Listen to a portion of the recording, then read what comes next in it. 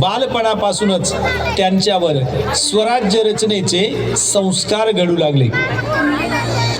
जिजाऊ साहेबांचे स्वराज्याचे स्वप्न शिवबांच्या रूपात साकार होणार होते. मायेच्या व संस्काराच्या छत्रछायेत शिवबा वाढू लागले व त्यांच्या बाललीला रंगू लागल्या.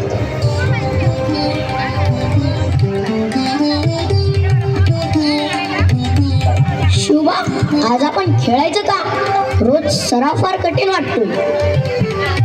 खेळ महत्वाचा आहे रे, पण शरीर मजबूत नसेल तर मातृभूमीचे रक्षण कोण करणार?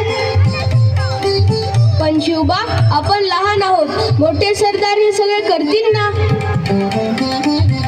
नाही, स्वराज्य दुसऱ्याच्या भरोशावर उभं राहत नाही, ते आपल्या हातांनी घडवावं लागतं.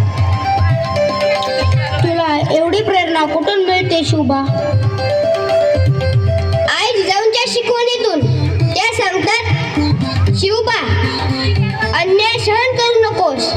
धर्म, देश आणि प्रजेचं रक्षण हाच खरा धर्म.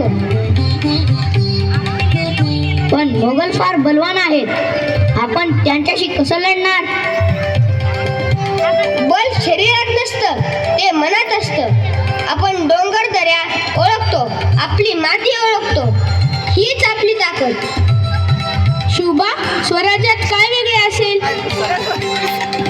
स्वराज्यात शेतकऱ्यांवर अन्याय होणार नाही, स्त्रियांना मान सन्मान असेल आणि प्रत्येक मावळा अभिमानानं जगेल. मग आम्ही काय करायचं? दररोज सराव, शिस्त, एकमेकावर विश्वास, तलवारबाजी, घोडेस्वारी आणि सर्वात महत्वाचं एकता. आपण शपथ घेऊया का शिवबा? हो, चला या मातीला साक्ष ठेवून शपथ घेऊया. मातृभूमीसाठी प्राण अर्पण करू, अन्यायाविरुद्ध लढू आणि शिवबाच्या स्वराज्यासाठी सदैव उभे राहू.